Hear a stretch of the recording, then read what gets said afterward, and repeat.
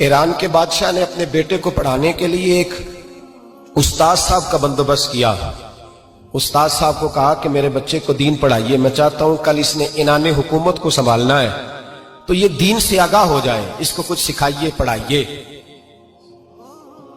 بہت نیک بزرگ بڑے درویش عالم پڑھانے لگے، اسباق مکمل ہو گئے، دین کے اسباق قرآن مجید پڑھایا، احادیث طیبہ کا درس دیا، اصول فقہ سے روشناس کرایا۔ جب بچے نے مکمل تعلیم حاصل کر لی اور آمین ہو گئی، دستار ہو گئی، فارغ ہو گئے، تو پھر ایک دن استاد صاحب نے کہا بیٹے کل تم نے ضرور آنا ہے، کچھ بات کرنی ہے۔ شہزادہ گیا ملنے استاد صاحب سے، استاد صاحب نے کنڈی لگا لی، ہاتھ میں درہ پکڑ لیا، مار مار کے پورے وجود کو زخمی کر دیا، کوئی غلطی نہیں، کوئی بات نہیں، مارا۔ اب بچہ آیا آ کے بادشاہ سلامت سے کہا کہ ابا جی سمجھ نہیں آئی، بڑا مارا ہے استاد۔ تو سیانے تھے نا بادشاہ، یہاں تو قاری صاحب روز کٹہرے میں کھڑے ہوتے ہیں، مولوی صاحب آپ نے میرے بچے کو کیوں مارا ہے؟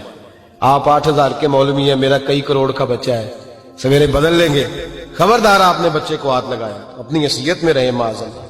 جو قومیں استادوں کو کٹہروں میں کھڑا کرتی ہیں وہ ترقی نہیں کر پاتی، جو استادوں کو کٹہروں میں روز کھڑا کرتے ہیں۔ کہا ابا جی بڑا مارا ہے، تو والد بڑے سمجھدار تھے، کہنے لگے بیٹا استاد باپ ہوتا ہے، وہ زیادتی نہیں کرتا، کوئی بات ہوگی، میں تیرے استاد کو کٹہرے میں نہیں بلاؤں گا۔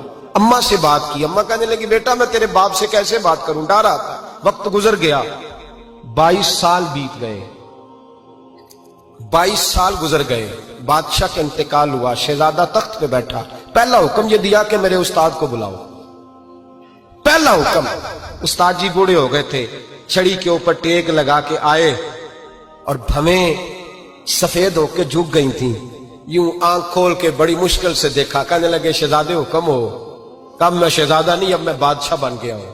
استاد جی 22 سال بیت گئے، آپ نے مارا تھا، پر وہ درد چونکہ زیادتی کی تھی، میرا قصور کوئی نہیں تھا، تو نہ میری روح سے درد گیا ہے نہ میرے جسم سے گیا ہے، میں بے اختیار تھا، پوچھ نہیں سکتا تھا، آج با اختیار ہوا ہوں۔ سب سے پہلے پہلا حکم آپ کو دیا، بلایا ہے، بتائے کیوں مارا تھا، کیوں مجھے مارا تھا، میری زیادتی بتائے۔ تو استاد بوڑھے استاد کی آنکھیں آنسوں سے بھر گئیں، کہنے لگے بیٹے بس آج کے دن کے لیے مارا تھا، یہ جو دن آ گیا نا میری زندگی میں اس لیے مارا تھا، یہ میں چاہتا تھا میری زندگی میں وقت ہے، آج کے بس میری مراد پوری ہو گئی۔ کہا صاحب کس لیے، مجھے بھی سمجھائیں۔ آپ فرمانے لگے کتنی دیر ہو گئی تجھے مار کھائے ہوئے، کتنا زمانہ بیت گیا؟ کہنے لگا 22 سال۔ فرمایا زخم بھولے تو نہیں، درد ختم تو نہیں ہوئی، تمہیں بات 1 منٹ کے لیے بھی تمہارے حافظے سے محو تو نہیں ہوئی؟ کہ استاد جی روز رات کو یاد آتی، روز خیال آتا تھا۔